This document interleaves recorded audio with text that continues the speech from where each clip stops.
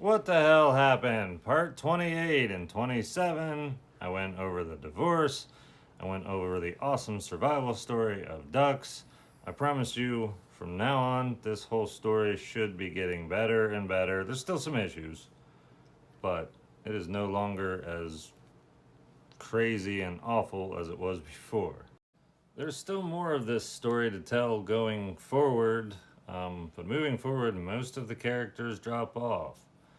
Um, There's one more thing that happens with Delilah, and that is a bunch of, who's now my ex wife, there is a bunch of stuff that is hers, that is here, that needs to go to her. So Delilah came out. I was extremely concerned about who was going to come out. I told her absolutely not, no Mennonites, none of the former people that came here. Nabal, my brother, absolutely not. Ananias and Sapphira, definitely not. Like, if they come here, there's going to be issues. Um, and kind of worked out okay. Delilah came out with some help. None of the former people had a U-Haul or something, and basically, I loaded a bunch of stuff up onto the pickup truck. Rick, one of the moderators, was a good friend, was there to help me load everything, and I just pickup trucked. I didn't even drive the truck. I did not lay eyes on her. I did not want to see her. I did not ever want to talk to her again. Um, so he was nice enough to go back and forth with the pickup, said everybody was cool, everything seemed nice, all the stuff was taken. I made sure afterwards to make sure to get in writing that Delilah had everything that she wanted or needed. That way it doesn't just keep dragging on. Um, once, uh, once the money got away from me and land payment was made to Jezebel, my sister, and Delilah had all her money, the Mennonites, everybody in that group got quiet. They were good. There was no more communication from them. They never reached out again. I absolutely did not consider reaching out to them for any reason. Just wanted to be done. There's still a concern that they might come back in some ways. In reality, I'm hoping this series makes them just want to fade away. It's entirely possible they'll go ahead and start making rebuttal videos and stuff. You never know. Is what it is. If they do it, well then, you know, so be it. Um, but I just want it to go away. I want them to go away. Hopefully they don't actually literally come here to cause chaos. A bunch of you by now are probably wondering, why the heck didn't I call the cops?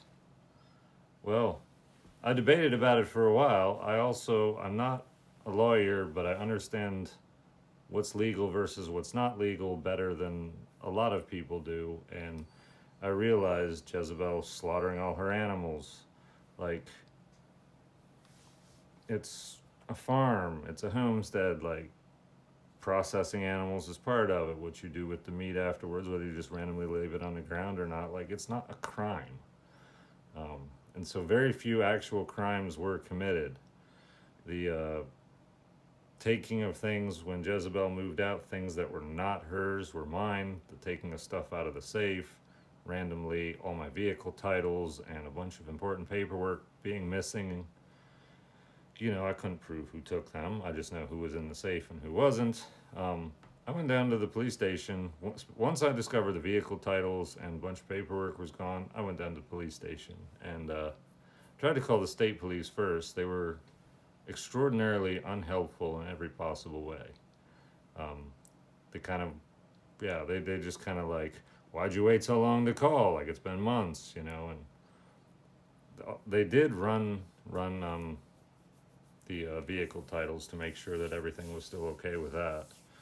Um, but like I can understand why when stuff happens to people, you don't call the police right away or ever, because sometimes you just get met with, like, you know, why are you calling us for, you know, what, it just, whatever. Anyway, I went to the sheriff, probably a month after that, and went down, talked with him, wrote out a statement.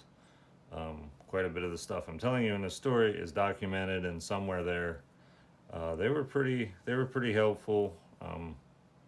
They put together something, took it to the prosecutor, I guess, and the prosecutor basically said, I can't do anything with this. You can sue him civilly for this stuff, but there's just, and it's what I expected. They just didn't have enough. It was going to be too messy. They're never going to get convictions. They did say I could do something for harassment, possibly. It's a misdemeanor. Yeah, no. I'm not interested in misdemeanors. I'm interested in felonies and putting these people away for forever. And since that's not going to happen, I don't really believe in karma, but I do, not the word itself, but like, you do get what is. You reap what you sow. Yeah, you reap what you sow. Hold on. I never was really big into merch on social media. Like, I have some. One of the very earliest merch lines I had. Reap what you sow. I know it's backwards, but reap what you sow. So this shirt seems fitting. I'm not gonna do anything. You know, maybe civilly I could, like I mentioned before about Johnny Depp being able to successfully go after his ex-wife for defamation. It would be really cool if I could do such a thing, get all the text messages between all these people exposed. That would be phenomenal. Just to actually get the story out there and verify what did take place. I still have a ton of questions about what happened. Like, I can kind of see the motive why, people love money. So if they find a way to exploit someone else and get money from them, a lot of times people will do that. Yeah, it's the whole cult mentality. It is absolutely a cult. I'd love to get into more on cults and issues. Unfortunately, I have way more experience than I ever hoped I would. But that's just the way life goes sometimes. But yeah, the whole thing about defamation or lawsuits, like, I'm fairly certain I could win a lawsuit, even if I somehow managed to get an attorney to just say, hey, your story is so crazy and horrible, I'd love to take it on. The court costs of everything would just be astronomical. Like, it's gonna be out of my reach probably forever. So I will let the creator of the universe deal with these people. And when negative and bad things happen to them and my hands had nothing to do with it, well, I probably won't even know. And that's all right. I'm just going to trust that God will take care of it all. I don't believe in vengeance or revenge. And unfortunately, this cultist group of Mennonites that came after me do believe in vengeance and revenge. Even if they just go off of who knows what.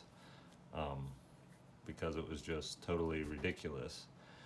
It's one thing, like, there's a lot of groups within Christianity that will go after people when they're at their lowest point, and they say, hey, we can offer salvation, they can offer kindness, and we can tell you how to get salvation, you can, welcome to the family and stuff. That's kind of like, whatever. But when you have a group of people that is willing to plunge someone else's life into chaos so they can resurrect themselves as the savior of the situation that they put you in, that's completely bogus. It's just absolutely unacceptable, and it needs to be exposed as the reality of what happens. And yeah, unfortunately, with all this heat on Amish groups, it seems like the Mennonites just get to slide. And they are just as nasty of a cult, if not worse, because they don't appear so bizarre with horses and buggies, and they appear much more normal, other than, the women have to wear different clothing, I guess. And again, it depends on the group, and a bunch of them are interconnected, and they all say, oh, we're the different group, you're all the same. Anyway, I think that's about all I got at the moment. I guarantee I've got lots of questions and stuff to answer, and there is a future part of the story to tell that doesn't involve any of these characters, and that'll be phenomenal. But for now, I'm done at the moment.